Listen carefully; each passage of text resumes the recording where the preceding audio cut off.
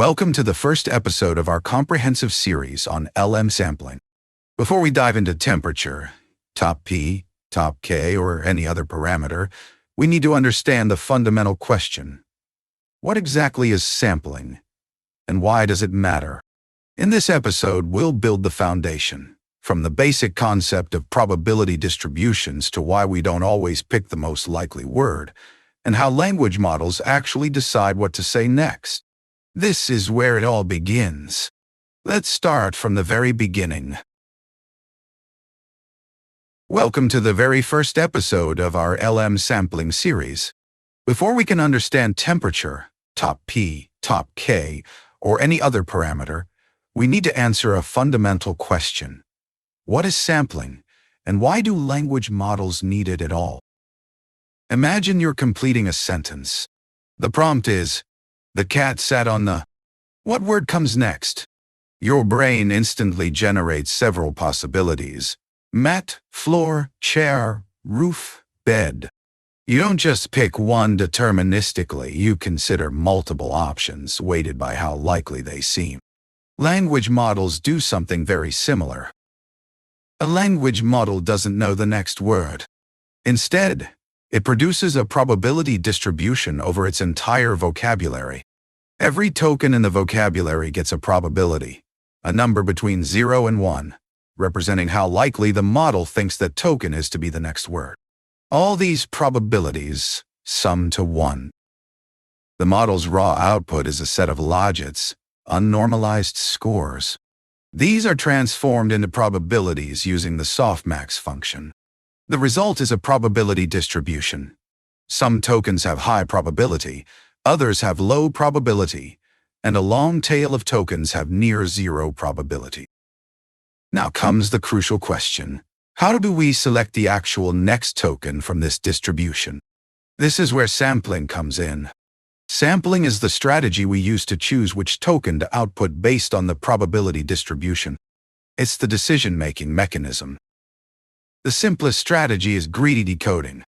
Greedy decoding always picks the token with the highest probability. If mat has 45% probability, floor has 25%, and chair has 15%, greedy picks mat every time. It's deterministic and predictable. Why can greedy decoding be limiting? Because language is inherently creative and varied. If you always pick the most probable token, the model can become repetitive, predictable, and overly generic. It's like always taking the safest route. You never explore anything new.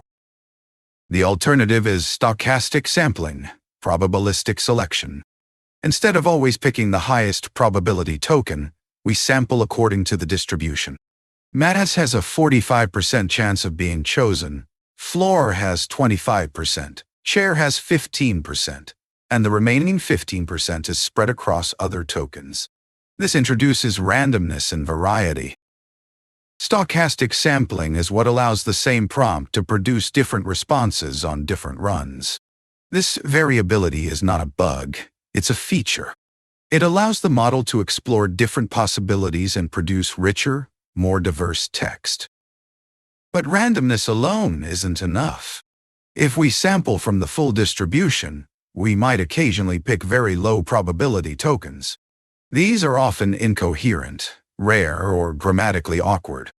The cat sat on the ziggurat. Technically possible, but probably not what you want. This is why we need sampling parameters. Temperature controls how sharp or flat the distribution is. Top P filters out the long, low probability tail. Top K keeps only the top K tokens. These parameters shape the distribution before we sample, giving us control over the balance between creativity and coherence. The goal of sampling is to find the sweet spot. We want enough randomness to produce varied, interesting text. But we want to avoid the chaotic, nonsensical outputs that can come from the low probability tail. Sampling parameters are the tools we use to achieve this balance. Think of sampling like a chef adding spices to a dish. Temperature is like adjusting the heat, how much the flavors are amplified or muted.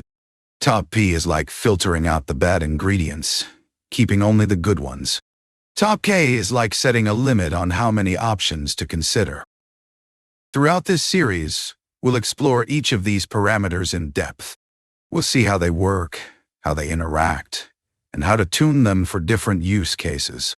We'll build intuition through visualizations and practical examples. By the end, you'll be able to control any language model's output with precision. This is just the beginning. In the next episode, we'll dive into temperature, the parameter that shapes the probability distribution itself. We'll see how a single number can transform a sharp, deterministic distribution into a flatter, more exploratory one. But before we go there, let's make sure we've got the foundation solid.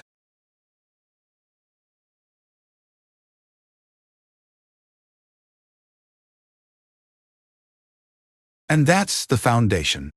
We've covered what sampling is, why we need it, the difference between greedy and stochastic sampling, and why we need parameters to control the process. Sampling is the bridge between the model's raw probabilities and the actual text we see. Without it, we'd have nothing but deterministic, boring outputs. With it, we can create rich, varied, human-like text. In the next episode, we'll dive into temperature, the parameter that shapes the probability distribution itself. We'll see how a single number can transform a sharp, deterministic distribution into a flatter, more exploratory one. This is just the beginning. I'll see you in the next episode.